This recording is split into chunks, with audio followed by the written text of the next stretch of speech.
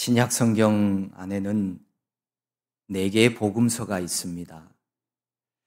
이 모든 복음서의 내용은 예수님이 구원자이심을 증거하고 있습니다. 복음서 중에서 특별히 마태복음은 구약에서 예언하신 메시아가 지금 우리 가운데 와 계신 예수님이시라는 사실을 증거하기 위해서 기록된 복음서입니다. 오늘 본문에서 예수님은 구약 성경에 많은 계명들이 있는데 그 중에서 어떤 계명이 가장 중요한지를 알려주고 계십니다. 지금으로부터 2000여 년 전 유대 땅 베들레헴에 오신 예수님은 참으로 특별한 분이었습니다.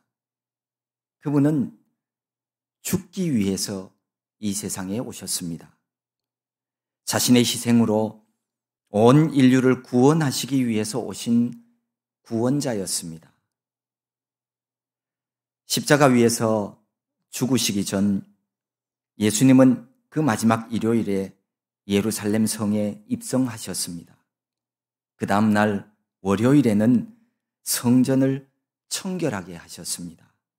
그리고 화요일은 사람들을 많은 교훈으로 가르치셨습니다. 바로 그 화요일에 있었던 일입니다. 한 율법사가 예수님께 나와서 질문을 던집니다. 선생님, 율법 중에서 어느 계명이 크니까? 유대인들은 율법을 이 모양 저 모양으로 분류하여서 모두 613개의 계명으로 만들어 놓았습니다. 그 중에 248개의 계명은 적극적인 계명, 다시 말해서 뭐뭐 하라라고 하는 계명이고, 또 365개의 계명은 부정적인 계명, 뭐뭐 하지 말라라고 하는 계명으로 되어 있었습니다. 유대인들은 이 모든 계명들을 다 지킨다는 것이 도무지 불가능한 일이라고 하는 사실을 알게 되었습니다. 그래서 그들은 어느 계명이 더 중요한지에 대해서 항상 논쟁을 하고 있었습니다. 더 중요한 계명이라도 지키며 살려고 하는 생각 때문이었습니다. 한 율법사가 예수님께 질문을 던진 것도 바로 이런 배경에서 나온 질문입니다. 비록 바리새인들이 예수님을 시험하려고 하는 불순한 의도로 예수님께 질문을 했지만 예수님은 이 기회를 놓치지 않고 이 기회를 통해서 모든 계명의 본질에 대해서 명쾌하게 교훈을 해주고 계십니다. 율법 중에서 어느 계명이 큽니까? 이 크다라고 하는 말, 메갈레라고 하는 단어는 단순한 크기의 문제를 말하는 것은 아닙니다. 정도나 계급에 대하여 나타낼 때 최상급의 표현인 제일 중요한이라고 하는 의미를 가진 말입니다. 유대인들이 계명들을 크고 작은 것, 곧 더 중요하거나 사소한 법들로 구별했던 것은 철두철미한 율법 준수의 정신에서 비롯된 것이라고 볼 수 있습니다. 탈무드에 보면 랍비 아키바의 이야기가 나옵니다. 사람이 한쪽 다리를 들고 서 있을 동안에 율법 전체를 설명하라고 한다면 부정적 황금률이 율법의 전체라고 말하고 있습니다. 그 나머지 계명들은 그저 하나의 주석에 불과하다고 대답을 합니다. 황금률이라고 하는 것은 우리가 익히 잘 알고 있습니다. 무엇이든지 남에게 대접을 받고자 하는 대로 너희도 남을 대접하라는 마태복음의 말씀이죠. 부정적인 황금률이란 너에게 싫은 것은 남에게도 하지 말라는 말씀입니다. 이것이 한쪽 다리로 서 있는 짧은 시간에 율법 전체를 설명하는 내용이라는 겁니다. 이 이야기 속에서 율법이 어떤 내용인지를 우리는 짐작할 수 있습니다. 그런데 예수님은 보다 더 명확하게, 정확하게 어떤 계명이 큰 계명인지를 우리에게 교훈해 주십니다. 내 마음을 다하고 목숨을 다하고 뜻을 다하여 주 너의 하나님을 사랑하라 하셨으니, 주 너의 하나님을 사랑하라 라고 하는 이 말씀이 크고 첫째 되는 계명이라고 알려주십니다. 우리가 어떻게 하나님을 사랑할까요? 여기에 보면 몇 가지 사랑하는 방법을 말씀하고 있습니다. 첫째는 마음을 다하여 사랑하라고 말씀을 하십니다. 이 마음, 카르디아라고 하는 이 말은 거칠의 외식, 형식 이런 것이 아니라 그 존재가 가지고 있는 진정한 의지, 그 진정한 의지를 강조하는 단어입니다. 사람들이 흔히 이런 말을 하죠. 몸은 여기 있는데 마음은 다른 곳에 가 있네 라고요. 마음이 없다는 뜻입니다. 형식적인 요식 행위라는 겁니다. 하나님을 사랑하는 일은 사람을 속이듯이 그렇게 할 수 있는 일은 아닙니다. 같은 공간에서 함께 예배하고 있는 것 같지만 하나님은 누가 참 예배자인지, 누가 구경하러 온 것인지를 다 알고 계십니다. 그래서 사람은 하나님을 속일 수는 없어요. 겉으로는 하나님을 믿는다고 말하고 예수님이 나의 구원자라고 말하고 있어도 모두 다 같은 성도가 될 수는 없습니다. 가정이나 직장에서 말씀에 순종하며 기쁨으로 감사의 생활을 하고 있는지, 혹은 자신이 여전히 주인이 되어서 자기가 가진 기준대로 살아가면서 하나님 앞에 기도도 하지 않는 그런 삶을 살아가고 있는지 하나님은 다 아신다는 겁니다. 사람들은 아무리 꾸미고 감추어도 추수하는 날 열매는 다를 수 있어요. 무슨 차이입니까? 하나님을 사랑하는 마음이 있느냐 없느냐의 차이입니다. 내 의지적인 마음으로 하나님을 사랑하라는 겁니다. 사람의 마음은 시간이나 장소가 바뀌어도 그렇게 쉽게 변하지 않습니다. 하나님은 우리 마음의 중심을 보시는 하나님이십니다. 그러므로 우리는 마음을 다하여서 하나님을 사랑해야 합니다. 둘째는 목숨을 다하여 하나님을 사랑하라고 말씀합니다. 목숨, 푸시케라고 하는 것은 인간의 육체적인 생명을 뜻하는 단어입니다.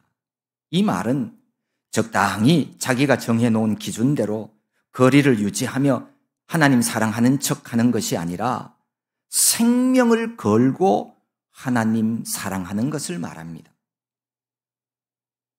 사람이 제일 중요하게 여기는 것이 무엇입니까? 자기 목숨입니다. 이렇게 자기 목숨을 걸고 사랑하는 것이 아니면 그거 다 진짜 사랑 아니라는 거예요. 그래서 하나님 사랑하며 섬기는 일은 first God, 이게 되어야 해요. 우리 엘리베이터 앞에 쓰여져 있죠. 하나님 우선주의가 되어야 한다는 거죠. 그게 자기 목숨을 걸고 있는 생명 신앙이에요. 안식일을 기억하여 거룩하게 지키라고 했는데 내가 볼 일 있을 때는 예배하지 않는 사람은 하나님 사랑하는 사람이라 이야기할 수 없습니다. 바쁜 일 없는 주일에만 예배하는 그런 가짜 예배는 하나님이 받으시지 않습니다. 참 예배자도 될 수 없습니다. 몸이 피곤하고 할 일이 많아서 힘들고 귀찮아서 예배하지 않는 그런 성도는 되지 마십시오. 빨리 그런 단계에서는 벗어나야 합니다. 그래야 신앙생활의 참 기쁨과 참 맛을 알 수가 있죠. 거기에서 머물면 신앙도 아니고 아무것도 아니에요. 주의를 거룩하게 지키는 일은 목숨을 다해 하나님을 사랑하는 사람만이 할 수 있는 일이지요. 죽음조차 각오하고 예배의 자리에 나와 내 몸을 하나님 앞에 산 제물로 드리는 사람, 그 사람이 하나님을 진정으로 사랑하는 사람입니다. 셋째는 뜻을 다하여 주 너의 하나님을 사랑하라고 말씀하십니다. 여기 뜻이라고 하는 말, 디아노이아라고 하는 말은 지적 능력을 뜻하는 말입니다. 다른 사람들이 교회 가니까 좋아 보이니까 나도 따라서 흉내내는 그런 맹목적인 태도로는 하나님을 진정으로 사랑할 수도 없고 하나님을 믿는 생활도 할 수 없습니다. 하나님 경배하며 하나님 베푸신 은혜와 사랑을 고백하려면 하나님에 대한 분명한 이해와 통찰력을 가지고 있어야 합니다. 여러분은 하나님을 얼마나 알고 계십니까? 하나님이 어떤 분인지, 무엇을 기뻐하시는지, 하나님이 우리에게 요구하시는 것이 무엇인지를 알고 계십니까? 모르면 배워야 합니다. 공부해야 합니다. 모르는 것은 죄가 될 수 없지만 배우려고 하지 않는 게으름은 죄가 될 수 있습니다. 신앙은 하나님을 인격적으로 만나며 경험하며 성장해 가는 것입니다. 하나님이 어떤 분이신지를 잘 모르면 다른 사람 따라하고 흉내내다가 어느 날 지쳐서 주저앉고 맙니다. 신앙생활도 떠나는 거예요. 하나님을 알아가는 자가 되어야 합니다. 하나님이 어떤 분이신지도 모르면서 하나님 사랑한다고, 예수님이 나의 구주라고 이렇게 말하는 모든 것은 다 거짓말입니다. 그래서 호세아 선지자는 이렇게 외쳤죠. 그러므로 우리가 여호와를 알자, 힘써 여호와를 알자.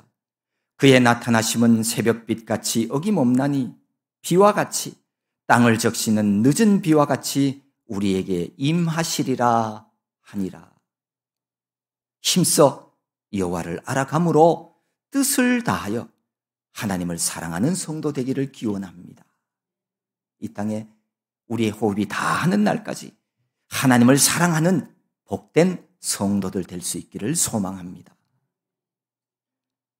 이어서 예수님은 둘째도 그와 같으니 내 이웃을 내 자신같이 사랑하라 라고 말씀합니다. 둘째 계명은 내 이웃을 사랑하는 계명입니다. 성경에서 이웃이라고 하는 말은 내 자신을 제외한 모든 사람이 다 이웃에 포함이 되어져요. 내 아내도 내 남편도 우리 가족도 사실은 다 이웃입니다. 내 이웃을 사랑하라고 하는 말씀은 십계명의 후반부, 곧 사람에 대한 계명을 요약한 말씀이지요. 이웃 사랑에 대한 말씀은 이미 구약 성경 레위기에도 기록이 되어 있습니다. 원수를 갚지 말며 동포를 원망하지 말며 내 이웃 사랑하기를 내 자신과 같이 사랑하라. 나는 여호와이니라.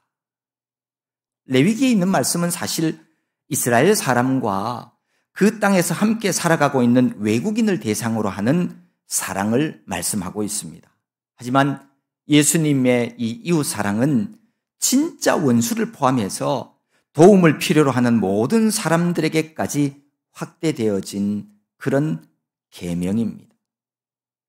누가복음에 보면 선한 사마리아인의 비유가 나옵니다. 예수님은 이 비유를 통해서 유대인들이 전통적으로 가지고 있었던 이웃이라고 하는 개념을 완전히 무너뜨렸어요. 예수님의 이웃 사랑 개념은 온 인류를 향한 하나님의 구속의 사랑에서 비롯되는 것입니다. 그래서 이웃 사랑의 계명은 언약 공동체의 존재 방식이 되어졌습니다. 다시 말해서 이웃을 사랑하는 것이 구원자 예수 그리스도를 믿음으로 구원받은 모든 하나님의 백성들이 가지고 있는 특징이라는 거예요. 특별히 이웃을 사랑할 때 여기 보면 내 자신같이 사랑하라고 말씀합니다. 인간은 누구나 자기 자신을 무의식적으로 본능적으로 사랑하게 되어 있습니다. 자신에 대한 사랑은 무조건적이어서 그에 대한 어떤 대가도 바라지 않습니다. 또한 자신의 잘못은 쉽게 용납하고 잊어버리는 존재가 바로 사람입니다. 자신의 허물에 대해서는 이유여하를 막론하고 관대합니다. 우리는 우리 자신을 이미 지나칠 정도로 사랑하고 있습니다. 이 사랑이 너무 과해서 인간은 이기적인 존재가 되었고 타락하고 부패했습니다.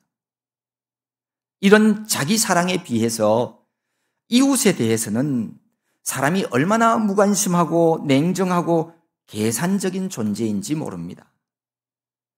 예수님 말씀은 사람이 먼저 자신을 사랑하고 나서 여유가 생기거든 다른 사람을 사랑하라는 그런 말씀이 아닙니다. 이웃과 내 몸이 한 몸 같은 생활을 하라는 말씀입니다. 이웃에 대하여 그가 마치 내 자신인 것처럼 여기며 그렇게 사랑하라는 말씀입니다. 이것이 예수 그리스도께서 우리에게 주신 새 계명입니다. 새 계명을 너희에게 주노니 서로 사랑하라. 내가 너희를 사랑한 것 같이 너희도 서로 사랑하라. 이게 주님이 주신 계명이에요. 그런데 여기서 둘째 계명이 그와 같으니라는 말씀을 하고 계십니다. 그와 같다는 말은 크고 첫째 되는 계명과 같다는 뜻이죠. 다시 말해서 둘째 계명도 첫째 계명과 같이 큰 계명이라는 뜻입니다. 예수님은 첫째 계명과 둘째 계명을 같은 것으로 보십니다. 하나님 사랑과 이웃 사랑을 같은 하나의 계명으로 여기시는 거죠. 이것이 바리새인들의 견해와 예수님이 가르친 교훈의 차이점입니다. 바리새인들은 하나님께 대한 의무를 다하면 어떤 경우에는 이웃에 대한 의무나 부모를 돌보는 것은 하지 않아도 되는 것이라고 그렇게 생각했습니다. 더욱이 그들은 원수나 죄인들은 미워해도 되는 것이라고 그렇게 알고 있었습니다. 하지만 예수님께서 완성하신 율법은 두 계명, 곧 하나님 사랑하는 첫째 계명과 이웃을 사랑하라고 하는 이 둘째 계명을 사랑이라고 하는 말로 연결해서 하나의 계명으로 만드셨습니다. 하나님 사랑과 이웃을 사랑하는 일은 같은 계명이라는 거예요. 이게 따로따로가 될 수 없다는 겁니다. 그래서 요한일서 4장에 보면 누구든지 하나님을 사랑하노라 하고 그 형제를 미워하면 이는 거짓말하는 자다라고 성경은 그렇게 규정하고 있어요. 거짓말장이라는 거예요. 보는 바 그 형제를 사랑하지 아니하는 자는 보지 못하는 바 하나님을 사랑할 수 없다고 말씀합니다. 그러면서 하나님을 사랑하는 자는 또한 그 형제를 사랑하라고 말씀합니다. 하나님 사랑은 반드시 이웃 사랑으로 연결되어지게 되어 있습니다. 두 계명이 서로 별개의 것이 아닙니다. 하나님을 진짜 사랑하는 사람은 그 이웃인 형제 자매도 사랑하게 되어 있어요. 그리고 또 하나, 하나님 사랑이라는 첫째 계명이 이웃을 사랑하라고 하는 둘째 계명을 결코 약화시키는 것이 아니라는 사실도 반드시 알고 있어야 합니다. 하나님 사랑하느라 나는 이웃을 사랑하지 못했어. 이거는 거짓말이라는 거예요. 이거는 핑계라는 거예요. 하나님도 제대로 사랑한 게 아니라는 거예요. 하나님도 사랑하고 이웃도 사랑해야 합니다. 예수님은 이 두 계명이 온 율법과 선지자의 강령이니라라고 말씀합니다. 이 강령이라고 하는 말은 매달려 있다라고 하는 뜻을 가진 크레마타이라고 하는 단어입니다. 그러니까 이 두 계명에 모든 율법과 선지자들이 매달려 있다는 거예요. 이게 무슨 뜻이냐 하면 쉬운 성경에는 이걸 이렇게 표현하고 있습니다. 모든 율법과 예언자들의 말씀이 이 두 계명에서 나온 것이다 라고요. 구약 율법에 하나님을 전적으로 사랑하라고 하는 그런 말씀은 나와 있지 않습니다. 하지만 그 모든 계명들의 근본 정신이 바로 여호와 하나님 사랑입니다. 모든 법은 항상 그 법을 만드는 근본 정신에 달려 있죠. 근본 정신이 뭐냐가 중요한 겁니다. 근본 정신이 무시되면 법조문은 껍데기에 불과하죠. 구약 성경에 기록된 계시와 모든 역사의 목표와 의의는 하나님의 나라를 향하고 있습니다. 법이라고 하는 것은 그 나라의 성격과 형태를 결정을 합니다. 하나님은 하나님의 나라를 위한 이스라엘과의 언약 관계에서 가장 중요하게 여기는 것이 있습니다. 그것은 다름 아니라 우리가 마음으로부터 하나님을 사랑하는 것, 하나님은 이것을 요구하십니다. 그래서 신명기 10장은 이렇게 말씀합니다. 이스라엘아, 내 하나님 여호와께서 내게 요구하는 것이 무엇이냐? 곧 내 하나님 여호와를 경외하여 그의 모든 도를 행하고 그를 사랑하며 마음을 다하고 뜻을 다하여 내 하나님 여호와를 섬기고 내가 오늘 내 행복을 위하여 내게 명하는 여호와의 명령과 규례를 지킬 것이 아니냐.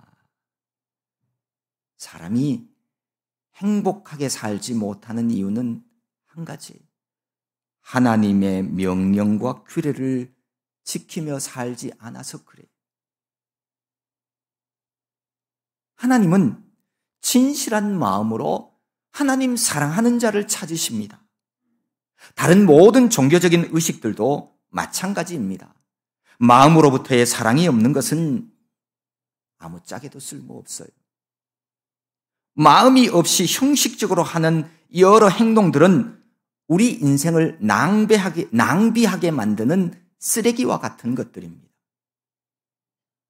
심지어 마음과 정성을 다해서 귀신을 섬겨보십시오. 귀신이 얼마나 좋아하는지 몰라요. 귀신을 섬기고 사탄을 섬기는 자들이 신내림을 받기 위해서 얼마나 마음 정성을 쏟고 있는지 모릅니다.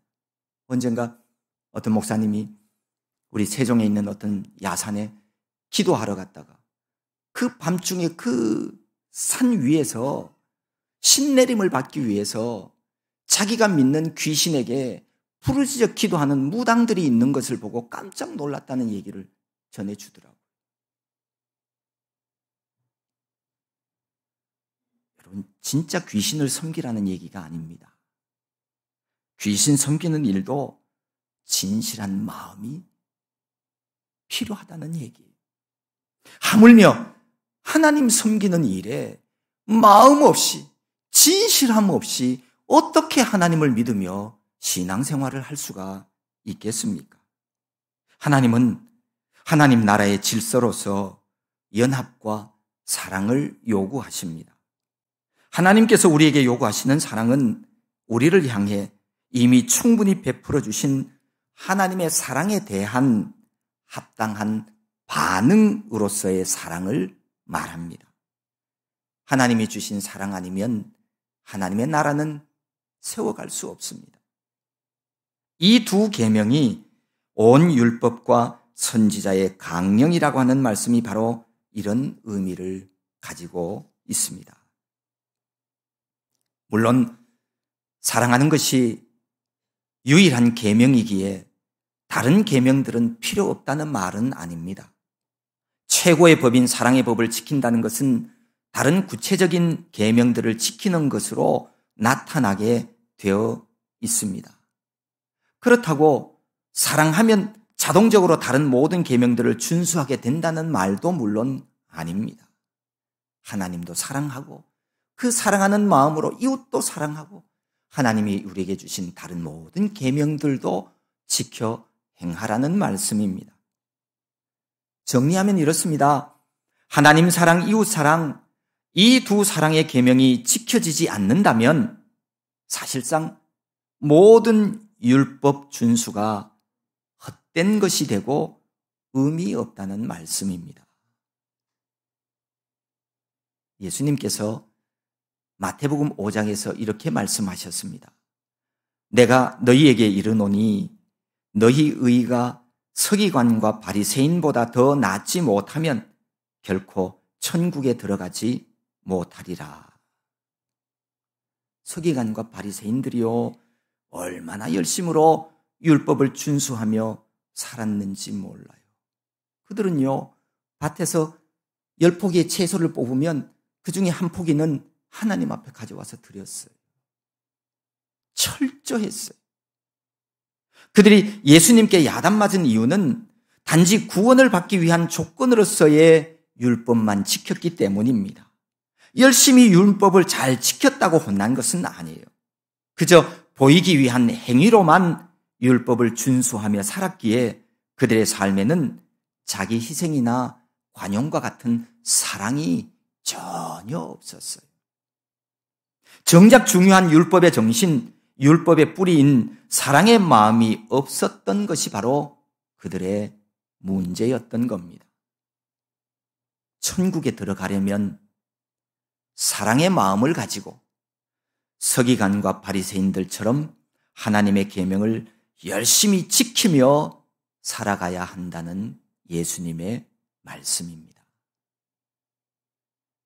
성경에 있는 모든 계명의 핵심은 하나님 사랑, 이웃 사랑이라는 이 예수님의 말씀은 구약 10계명의 정신과도 일치하는 말씀입니다. 우리가 아는 것처럼 10계명도 두 부분으로 나눠져 있죠. 처음 부분 1부터 4계명까지의 계명들은 하나님에 대한 계명인데 사실 그 항목들 하나하나는 다 내용이 다 달라요. 그런데 그 1부터 4계명까지의 그 계명들의 공통점 하나를 찾으면 그것은 바로 하나님을 사랑하라는 거예요. 그리고 5부터 10계명까지는 우리가 대인관계 속에서 지켜야 될 계명들이죠. 이 계명들은 결국은 뭘 이야기하냐 하면 이웃을 사랑하라는 계명입니다. 이웃을 사랑하면 거기 하지 말라는 거 안 해요. 못 해요. 다시 말해서 10계명의 모든 계명들은 사랑의 계명으로 귀결되고 있다라는 말씀이에요. 그래서 성경은 로마서 13장에서 사랑은 율법의 완성이다 라고 기록하고 있는 겁니다. 그렇습니다. 사랑은 율법의 완성입니다. 사랑하면 모든 하나님의 말씀을 완성하는 거예요. 반대로 사랑하지 아니하면 어떤 율법도 지키지 못하는 것이 되고 마는 겁니다. 그래서 고린도 전서에 보면 너희 모든 일을 사랑으로 행하라 이렇게 말씀하고 있는 거예요. 아무리 보기에 남에게 유익해 보이고 좋은 행동 같아 보여도 그 행동의 동기와 그 행동 안에 사랑의 마음을 품고서 하고 있지 않으면 그거 다 소용없다는 거예요. 하나님과는 관계없다는 거예요. 그 어떤 선하게 보이는 일도 사랑의 마음이 없다면 그것은 하나님께 영광이 되지 못하는 것입니다. 가장 큰 계명은 사랑을 행하는 것입니다. 사랑이 율법의 완성입니다. 사랑하지 아니하면 그는 아직도 율법을 모르는 사람입니다. 사랑으로 행하는 사람이 모든 율법을 다 이루는 성도입니다. 바로 이런 의미에서 오늘 예수님께서 말씀해 주시는 이 사랑의 계명을 가리켜서 위대한 계명이라고 부르고 있습니다. 믿음, 소망, 사랑, 그 중에 제일은 사랑입니다. 성경에 보면 만물을 만드신 분이 하나님이라고 기록하고 있어요. 만물을 만드신, 만물의 주인 되신 하나님, 그 하나님을 사랑하며 살아가십시오. 이게 우리 인생의 목적이에요. 하나님 사랑 안에 거하면 세상이 줄 수 없는 평안을 주시겠다고 만물의 주인 되신 하나님이 우리에게 말씀하고 있어요. 우리 모두 진실한 마음으로 하나님을 사랑하고 이웃을 사랑하는 이런 신앙생활을 통하여서 주님이 말씀하신 가장 큰 계명 준행하며 저 천국길 걸어가는 저와 여러분 모두가 다 될 수 있기를 진심으로 소망합니다.